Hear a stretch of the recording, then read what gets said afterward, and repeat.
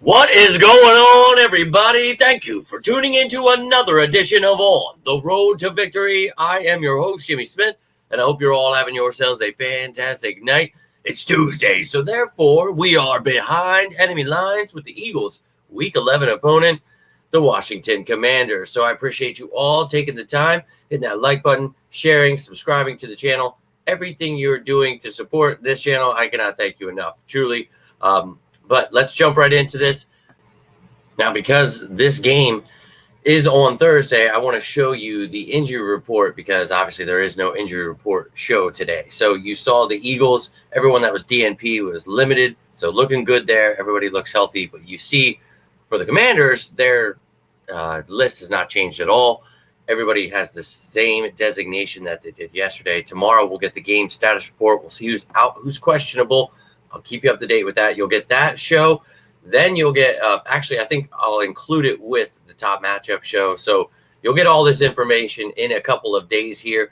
Just kind of how it has to work with the game being on Thursday. But I'm pumped up, ready to rock and roll, ready to see the Eagles whoop some ass. Hope you guys all had a great day. Let's jump right into this bad boy. Let's get to know the Washington Commanders. We'll take a look at how much this team has changed. Then we're going to talk about what they actually look like, who their coaches are, the practice squad, who's on IR, suspended. Then we'll look at their depth chart and get to know everything about the Commanders. But if you have any thoughts, any questions, you're a Commanders fan, you have anything to add, you're a fan of somebody else, whatever, I would love to hear from you. Let's jump right into this, and let's take a look at what has changed for the Commanders. And these are just some of the key additions and losses. There was a lot more. They have really changed their roster around since we last have seen them. So Austin Ekeler, Ertz, Vidaz, then Bobby Wagner, Marshawn Lattimore just traded for, Jeremy Chin there as well.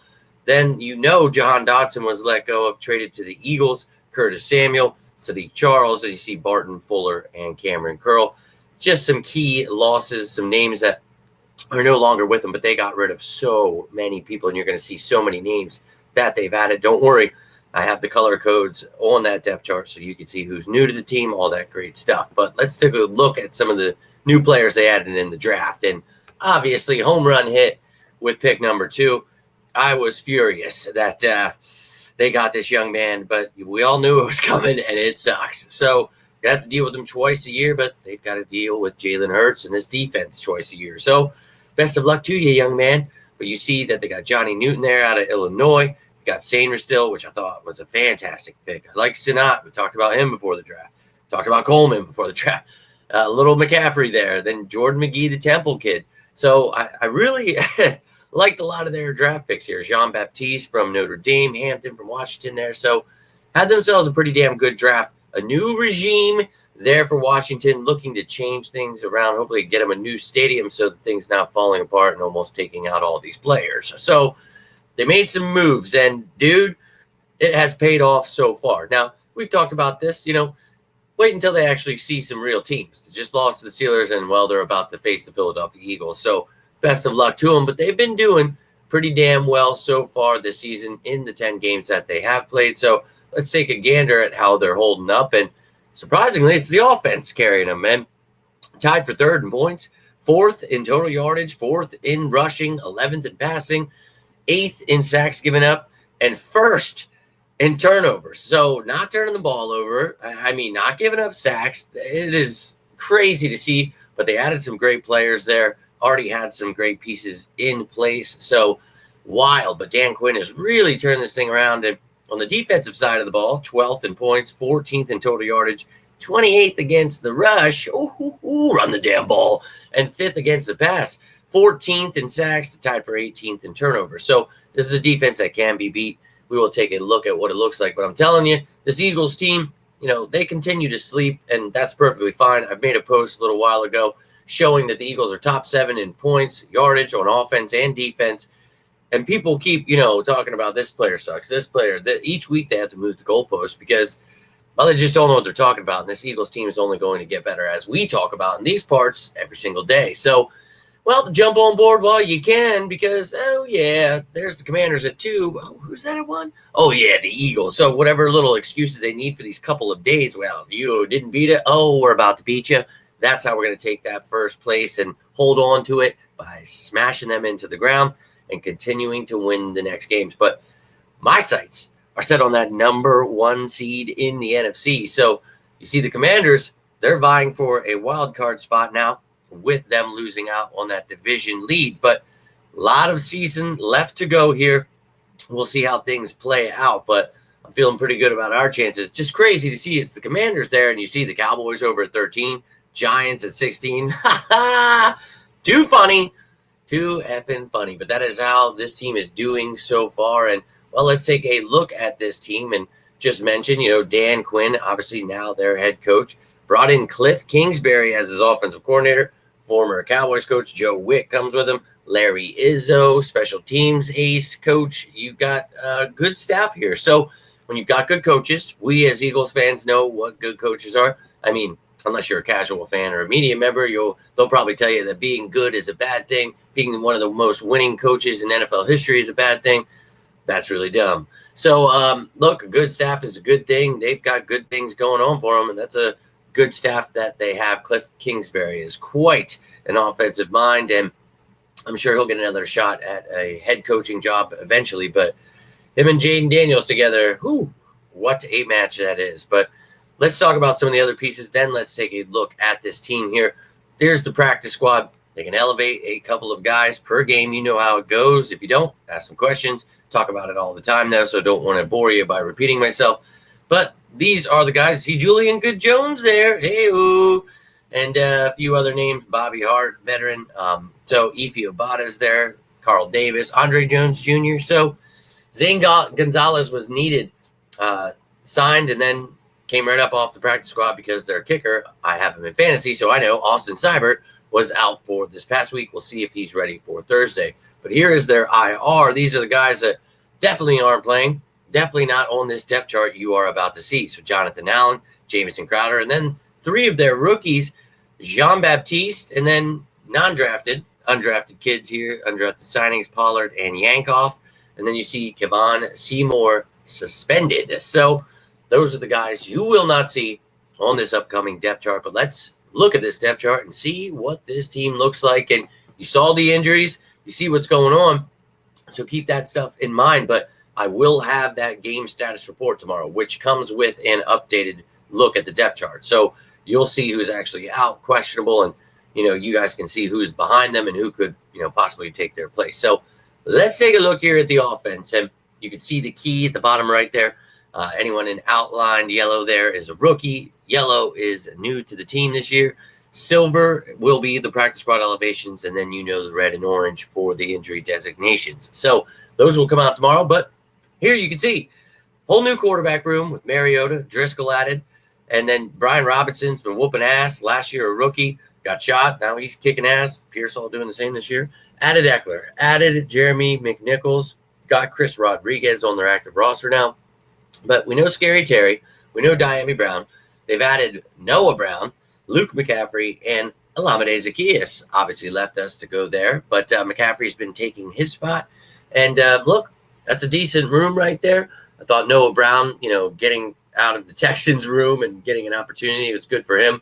And he's been doing well so far. I think he got his first touchdown in a long time this past game. So, look, the offensive line here, we talked about it, not really allowing sacks. They added Allegretti, Biadaz there. So, making some good moves. Jayden Daniels already has over 2,100 yards, averaging 214 yards per game. He has 9 touchdowns, 2 interceptions. He is really playing pretty well. Brian Robinson, 4.6 yards per carry. Eckler's running at 5.2 yards per carry. I mean, they got a nice 1-2 punch there. And then those receivers, McLaurin's got 15.1 yards per catch. Ertz, 10.3. Noah Brown, 14 yards per catch. I mean, Jayden Daniels, he don't play, man. So this offense is going to be much different since the last time we saw them. Looking forward mightily to this matchup and see what they can do against this Eagles team. We'll talk about it in the top matchups, which will actually be out tomorrow. But you see here on the defensive side of the ball, I have not made a graphic like this of the other team where literally more additions than there are players from the old team. So you have Payne, you have Mathis. Now Jonathan Allen's on IR, but the rookie Johnny Newton there out of Illinois, he is playing in place of him. So look, rookies, you've got Farrell, Armstrong, Holmes, and Fowler. So all of their defensive ends are new to the team. You got Luvu, Wagner, Ballore, and Walker, and then 2 rookies, Hampton and McGee. So all of your linebackers are new to the team. Then you talk about the corners. You kept St. Juste. Forbes is there, but he's getting benched because you had Sane Ristil and Igbinoghene there starting. But I think what's going to happen is they already have Lattimore listed as a starter and then Igbinoghene there as the nickel. But I think Sane Ristil should be starting with Lattimore and St. Juste. Those are some versatile corners there. That is a decent room. But, hey, best of luck to those guys against A.J. Brown and Devontae Smith. I saw someone posting something after they traded for Lattimore, like, oh, Eagles are done for. Like, I don't know if you don't watch football, but go check out some tape of Marshawn Lattimore against the Eagles and see how much we really give a damn that you added him. Best of luck. But Jeremy Chinn, that was a great addition. I mean, look at all of the additions they have here. Kept some of their safeties. Quan Martin, that was a great pick. Last year, Percy Butler, Jeremy Reeves, ex-Eagle. Then you got Derek Forrest, another good pick, but moving down the depth chart with all these additions. So this is a defense that, I'm not necessarily afraid of. I think we could put up some points on these guys, but they got some great pieces in the secondary linebacker. Their line has been holding up. I know it maybe not the most household names beyond Payne, but I'm telling you, they're getting the job done. You don't ever want to sleep on anyone in the NFL, especially, a divisional opponent. But this team, they are playing well. And here is the special teams. As I mentioned, Seibert a little banged up, so I'll keep you up to date with that. You got Way, Ott there. Then you've got Olamide Zaccheaus as the punt returner, Eckler and Igbinoghene there as your kick returners. So that is the Washington Commanders. What's going on with them this season so far? But that's all I've got for you. Tomorrow I will be back with the top matchups to talk about how the Eagles can whoop that ass come Thursday. And we just had Victory Monday. I do kind of like these Thursday games. It's just going to suck then when you're like, Sunday. We'll be all right. I'm ready to get this over with. And we've been waiting to see these guys. So we're about to run the gauntlet. 6-0 in the NFC East this season. It's about to happen. I'm telling you, dude, 15-2, that prediction, that might still hold. And then the Super Bowl. So let's start seeing more of these predictions because you've seen all my predictions happening this week. The media is finally jumping on board. Eagles are Super Bowl contenders. Casual fans jumping over. Welcome aboard. We've been waiting for you. So let's see some more predictions going down here. We'll talk about those tomorrow. My predictions for this game, how we could beat that ass. If you watched last week, we mapped this blueprint out perfectly for how that Cowboys game went. So let's do it again. Herschel's down. Let's have to go, buddy. I'm all about it. Appreciate you all tuning in here. You guys know if you need anything, doesn't have to be about the Eagles.